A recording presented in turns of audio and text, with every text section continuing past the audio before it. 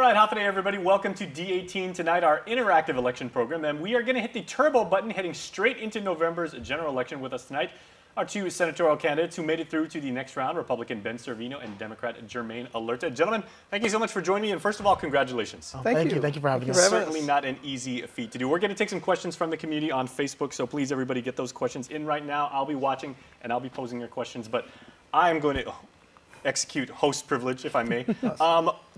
Our three paths crossed just a couple days ago when we were at the heavy weather briefing for Typhoon Mangut.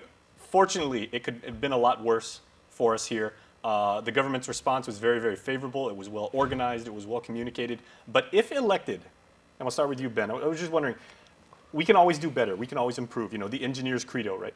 How would you actually have Gov Guam's response improve or upgrade if you are indeed elected and you get some feedback on that level? And, you know, they did an excellent job, but there's always room for improvement. And coming from the field of disabilities, again, the equal access issue is something that we need to improve upon. We can always include captioners in there, live captioners.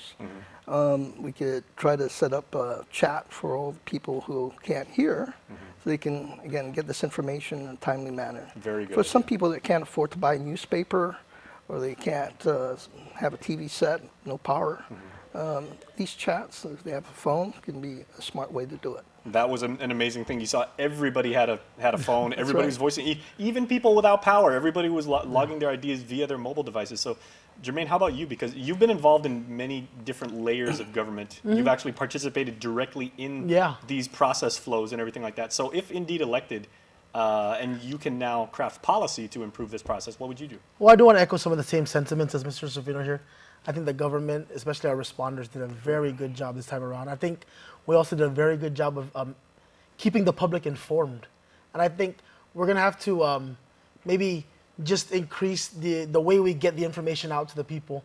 One thing that I do think, in addition to what Mr. Servino said, I think if we can beef up our public transit system, and people who do need to go to shelters or foresee, you know, needing to go elsewhere from their houses, if we have a reliable public transit system, that could be very helpful in getting our people to a safer place. Now, I'm an older guy, so I remember like e-bus and the waiver ride system, and that was fantastic. But overall, Jason, I mean, everyone did. I mean, it was a great job for the type of storm. We haven't had one that strong in a while, and I think for that type of storm and for us to not, you know, suffer from any major damages, I mean, that's a testament not only to our government, but to our people. I agree with you 100%. And it's a great thing. Yeah, good job to Colonel George Charfers and his staff over at Homeland Security and Civil Defense, and good job, Guam, for being in touch. Okay, another question. Both of you have been involved in the government of Guam and in public service in so many capacities over the years. I've had the privilege of interviewing in your many roles that you've each had.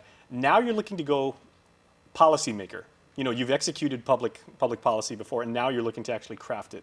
Ben, we'll start with you. Why do you want to make this change? Why seek this particular office?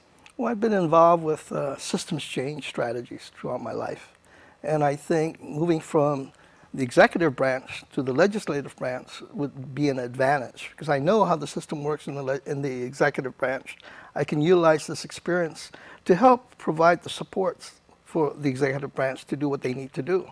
And I know the inner workings, the resources, and the networks that exist. So I believe getting into the legislature will give me that advantage to try to, again, improve the quality of life here in Guam for everybody. Very nice. Jermaine?